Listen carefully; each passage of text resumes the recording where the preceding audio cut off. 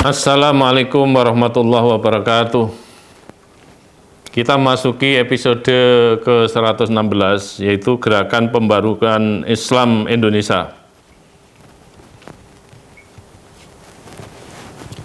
Sejarah menunjukkan bahwa pembaruan pemikiran Islam Indonesia agak tertinggal dibandingkan dengan Mesir, apalagi dengan India, Arab, dan dinasti Utsmani di Turki. Pada tahun-tahun akhir abad ke-19, Jawa telah dilanda intensitas kehidupan Islam melalui peningkatan jumlah orang yang melaksanakan sholat 5 waktu, jumlah jamaah haji, jumlah orang yang mencari ilmu, organisasi-organisasi tarekat, buku-buku agama, dan brosur-brosur khutbah Jumat pada saat itu, yang menandai satu era mulai kemunculan pembaruan pemikiran Islam.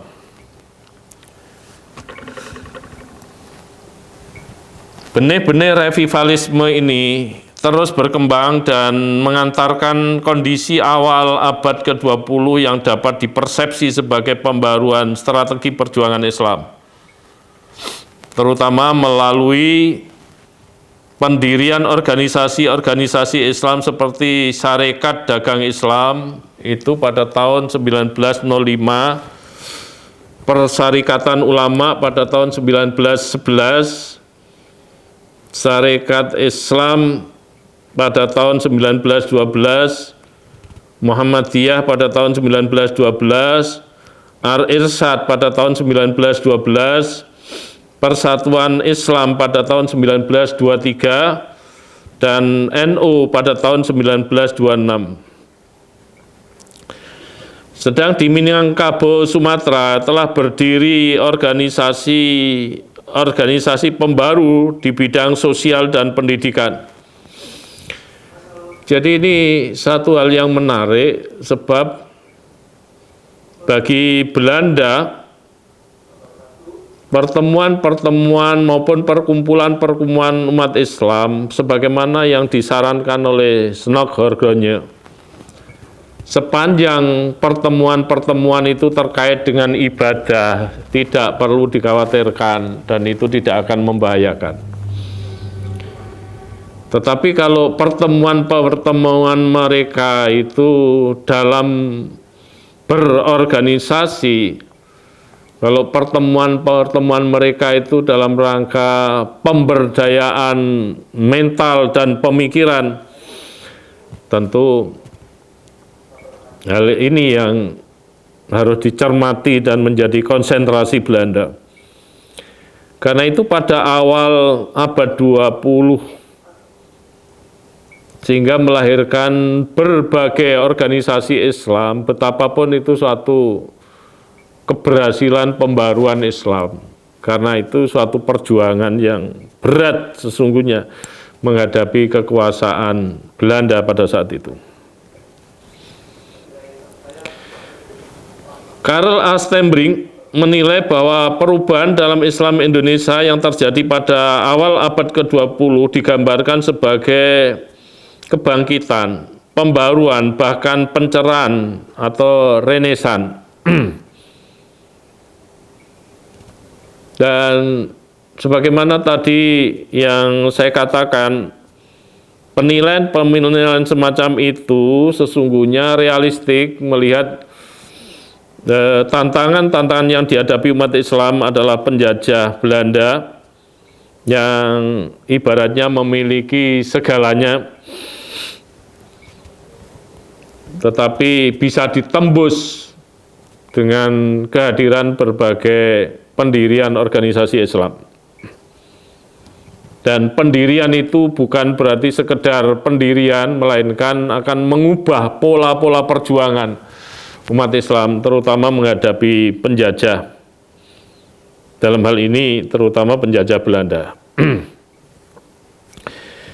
Kemudian dalam perkembangan berikutnya, selama dekade 30-an hingga 50-an, bahkan 60-an, Tidak ada gerakan Islam yang mampu menandingi dinamika gerakan Islam pada dekade belasan dan 20-an itu. Bahkan pasca kemerdekaan, bahwa tokoh-tokoh Islam disibukkan oleh perdebatan ideologi negara menghadapi kelompok nasionalis dan komunis pada saat itu. Jadi era 1930-an, perdebatan antara ulama-ulama NU dengan ulama-ulama modernis itu sangat marak.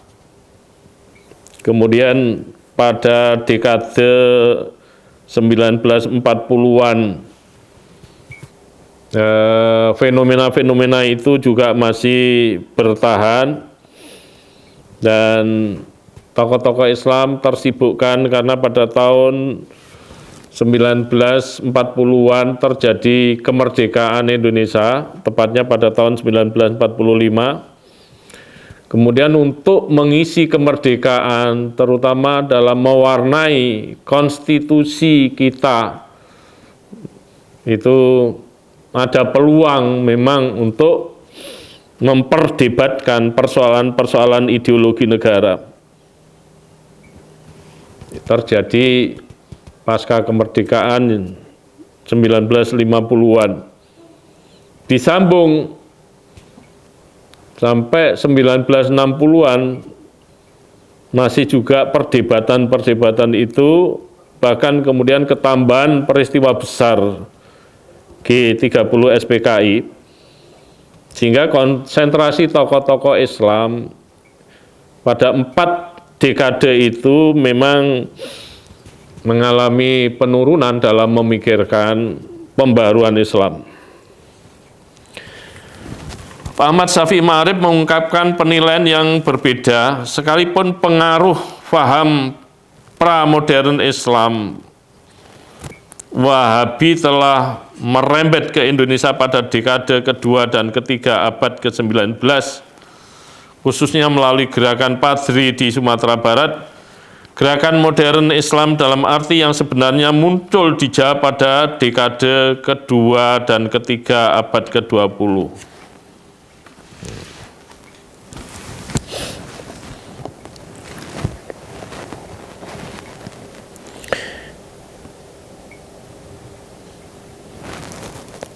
Ada catatan khusus pada dekade ketiga abad ke-20 ini, sebagaimana tadi sudah saya sampaikan, permusuhan kelompok Islam tradisionalis dengan kelompok Islam modern itu sangat meruncing, sangat serius pada dekade tahun itu, sehingga kemudian mengesampingkan upaya-upaya pembaruan pemikiran Islam. Kemudian pada dekade berikutnya, yaitu dekade 1940-an, 1950-an, dan 1960-an, tidak terdengar gaung pembaruan Islam sama sekali, kecuali fakta kemerdekaan Indonesia 1945, karena pusat perhatian tokoh-tokoh Islam pada perjuangan kemerdekaan, pencarian format ideologi negara, dan sibuk menghadapi kelompok PKI pada tahun 1965. Gerakan pembaruan Islam baru muncul kembali pada era 1970-an setelah ada kesempatan baru. Pak M. Dawam Raharjo melaporkan bahwa proses pembaruan pemikiran Islam yang diprakarsai oleh generasi yang lebih muda pada awal dasawarsa 1970-an telah meneruskan gerakan pembaruan.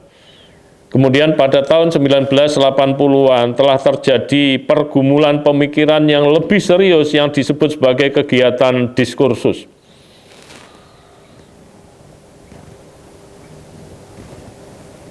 Era 80-an, terutama terkait dengan pemikiran Islam, memang era yang sangat menyenangkan bagi para pemerhati Islam. Karena era 80-an itu dinamika pemikiran Islam itu terjadi sangat kondusif, sangat dinamis.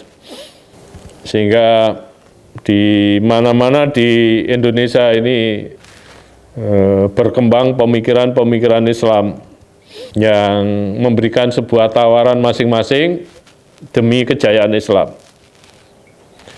Era 1970-an, umat Islam Indonesia mengalami panen sarjana, sehingga telah hadir para cendekiawan dan intelijensia Muslim secara besar-besaran. Mereka membawa idealisme yang tinggi.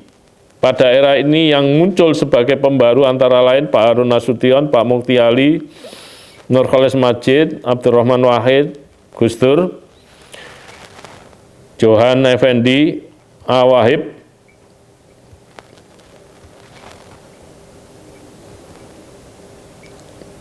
itu yang terlibat aktif memarakkan pemikiran Islam di Indonesia. Sehingga memancing perhatian dari markas Wetwet yang menegaskan bahwa pada pertengahan 1980-an kebangkitan Islam neomodernis di Indonesia telah sampai pada tahap menyeluruh.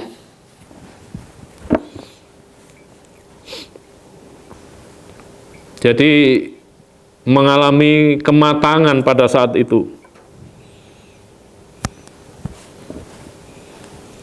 Pada dekade 1990-an, mereka tanpa mengenal lelah terus menggelindingkan pembaruan pemikiran Islam. Mereka mendapat dukungan yang semakin kuat dari banyak pemikir Muslim berikutnya. Dan yang paling menonjol adalah waktu itu Menteri Agama Pak Munawir Sajali yang memfokuskan pada tema reaktualisasi ajaran-ajaran Islam. Pada dekade 1990-an ini, pemikiran Islam relatif cukup mapan. Bahkan Pak Kunto Wijaya menilai bahwa pada era 1990-an itu, pemikiran Islam sebagai ide adalah paling maju dibanding dengan masa-masa sebelumnya.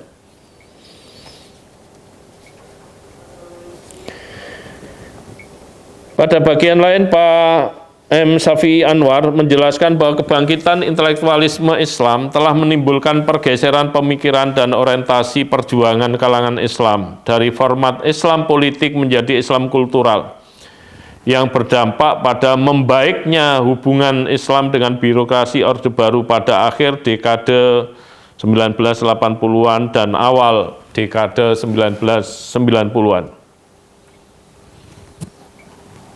Pada masa-masa itu dinilai sebagai bulan madu antara kelompok Islam dengan birokrasi Orde Baru, karena terjadi hubungan yang mesra, yang mana hubungan semacam ini termasuk hubungan langka dilihat dari sejarahnya.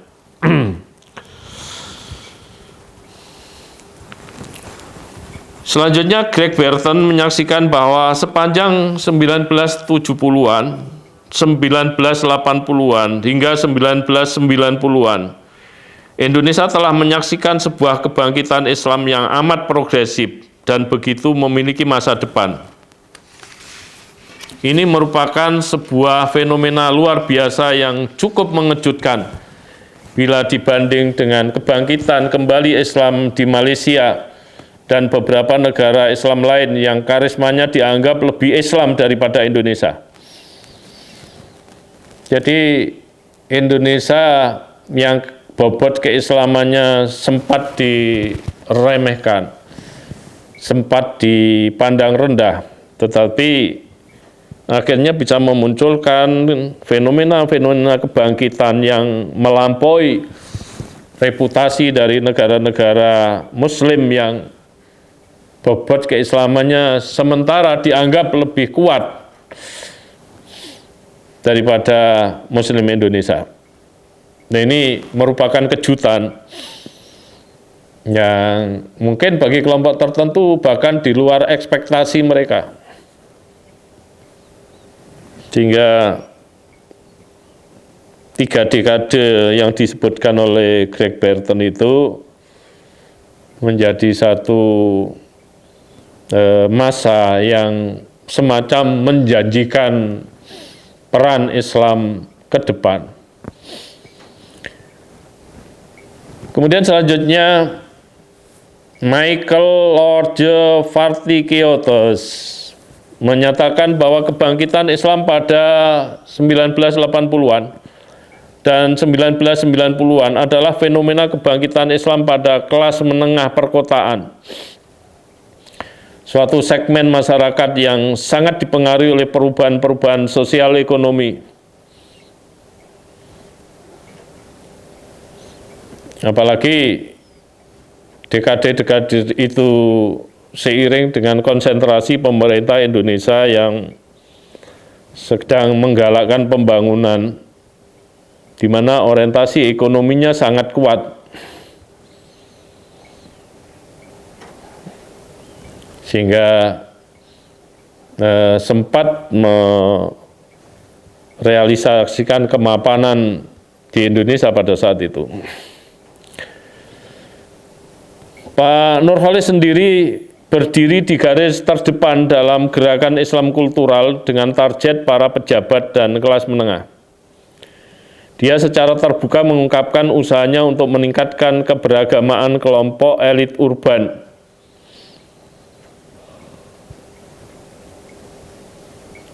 Pak Nurholis Majid yang dikenal dengan sebutan Cak Nur memang banyak bergelut merawat, mengembangkan masyarakat muslim pada tingkat perkotaan, dan basis Cak Nur memang di daerah-daerah perkotaan.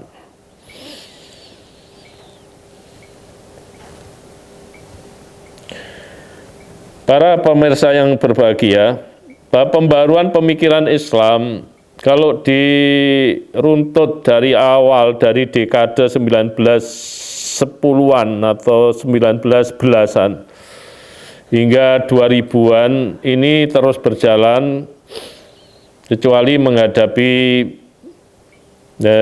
pertikaian ideologi agama tahun 1930-an, kemudian tahun 1940-an seiring dengan kemerdekaan Indonesia, dan tragedi G30 SPKI pada tahun 1965. Dari dekade 1970-an hingga 2000-an terjadi keberlangsungan gelombang pemikiran Islam yang intens sekali. Dalam 4 dekade ini, yakni dekade 1970-an, 1980-an, 1990-an, dan 2000-an, buku-buku Islam yang masuk ke Indonesia luar biasa.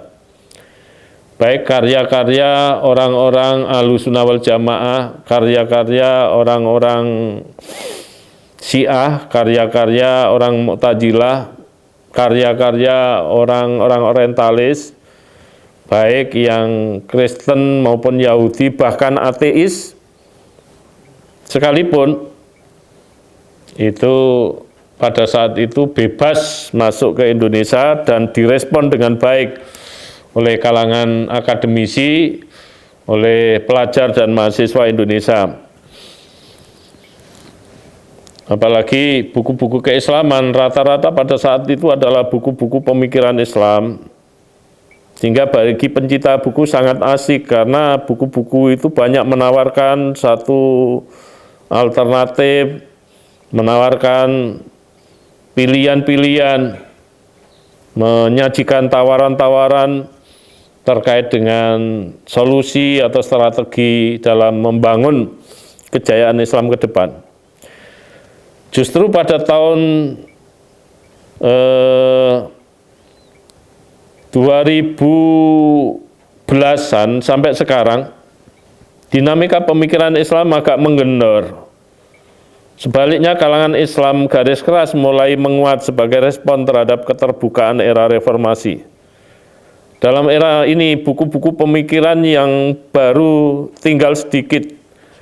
Buku-buku yang muncul justru buku-buku keislaman yang pragmatis, dengan judul misalnya Sholat Duha dan Resep Menjadi Kaya.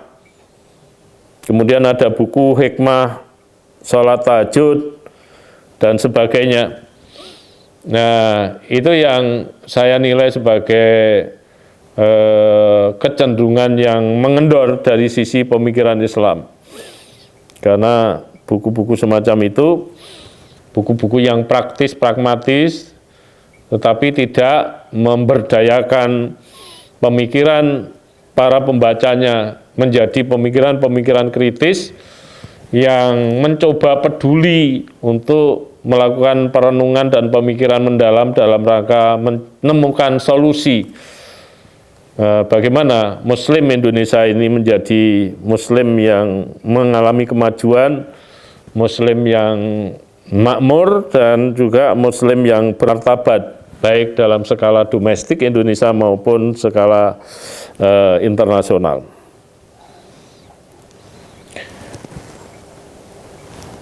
Selanjutnya, Partikiotes menyatakan bahwa kebangkitan Islam Indonesia dan dalam beberapa hal juga di Malaysia membantah penilaian bahwa kaum Muslim Asia kurang keislamannya dibanding dengan Muslim Timur Tengah.